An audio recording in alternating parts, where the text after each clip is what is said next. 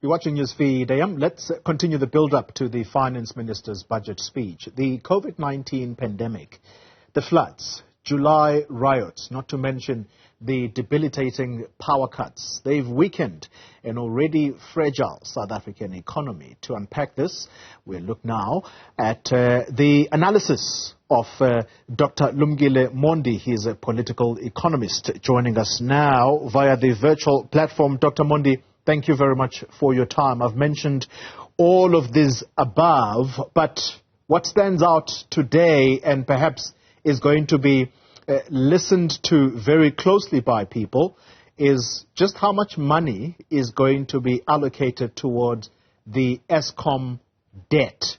And some people already suggesting that allocating 200 billion is not nearly enough. So what should the finance minister do? Just take the entire 400 billion? I mean, he can take the entire 400 billion into South Africa's balance sheet and thereby increase our debt to GDP level to closer to 80%. However, this action will need a much more rigorous economic growth going forward because if the denominator, the GDP, continues to shrink as we expect it to, according to the Reserve Bank, that in the next 3 years will be growing just under 0.5%. Therefore, it will be a political exercise if you have to do that. What we should be doing really is to take part of the debt, but at the same time try working with the president to ensure that our ministers do perform, because there are areas that require agency, such as the reforms that we expect on the energy side to allow private sector to continue to invest because the state has simply failed and is not willing to do anything about it. So it will be that energy that will be coming from private sector in the next 3 years, I think, that will provide us a platform to grow from 2027 onwards. I think in this juncture, we are really in a very, very deep crisis due to the incapacity and unwillingness of the state to change the fortunes of South Africa. Dr. Mondi, you talk about the fortunes of South Africa, and nothing can be more devastating than the power crisis that we're currently in. So perhaps it's only fair that we dedicate just a little bit of time on this Eskom crisis. So let's speak realistically then.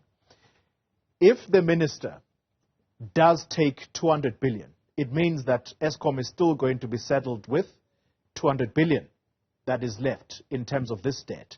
But if you suggest that he might as well perhaps take the entire 400 billion, which takes the debt to GDP ratio closer to 80%, what is the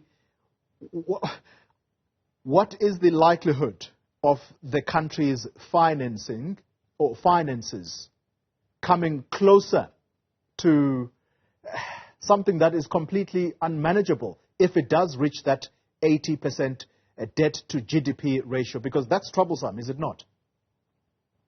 So here, as long as your economy is growing at 3% or more, it doesn't matter how much debt you have, because it means that you've got ability to service that debt and repay the capital, but also invest on some of the infrastructure in South Africa. So our biggest problem, our biggest crisis really, once you resolve the crisis of Eskom, is how to get our economy to grow at least double where it is at the moment. So that's a challenge, and it doesn't seem as though our government understands it, and therefore prefers to extend social grants and social support to the majority of South Africans, because the psychology of our government is that their excellence in performance will be measured by how many people are receiving social grants. It is not about how many people are in the labor market. So if you're a government that psychology, you are bound to fail. You therefore may face a crisis if you do what you're suggesting early. where debt goes to 80%, our economy does not perform. We've got another 4 million on the social grant system, pushing beneficiaries to about 25 million. It means now you are deeper in crisis, and you may face a Ghanaian problem whereby you're not able to service the debt, and therefore have to go to the IMF for support or default on the debt, which is the position that Ghana finds itself today. Oh, my goodness. All right. So you've brought up the issue of social grants. So it is investment. There's two types of investment. So social grants, that's usually referred to as social investment. And then if you fund capital projects such as infrastructure, that usually is referred to as, I think it's capital investment. You'll correct me because, you know this terminology well. So it's between those two. Is there any doubt in your mind, Dr. Mondi, that the BIG, which is the basic income grant, might actually get the nod, given that we are just about a year before we go into the elections? That's a huge possibility. Remember, a government that's incompetent, that has failed, that under its watch, all the infrastructures have collapsed, whether it's electricity, it is rail, it is roads. It's desperate time for that party, and desperate time call for desperate measures. So we won't be surprised if they'll be desperate and be attracted by declaring a basic income grant. Basically, adopting a policy that they are so useless that they don't believe that they'll create opportunities in the labor market by fostering growth, by allowing private sector to do things that they should be doing.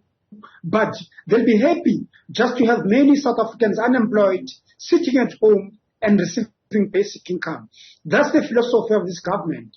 And it's a very dangerous philosophy because it's creating dependency. It is destroying the goose that has been laying the golden egg for many, many years. And therefore, it's time for South Africans to think deeply about this party, whether it's the party that can change its fortune, given that it's failed so much dismally, that maybe perhaps to get my advice, next year it's time for them to give this party a red card and look for parties that are more concerned about creating employment opportunities than giving people a social wage or, in this case, basic income grant. Wow. All right. That's Dr. Lumkile Mondi, political economist there. And you've heard it's actually very, very clear and unambiguous what he's calling for. South Africans, give the ANC a red card because they've clearly failed. Well, let's continue.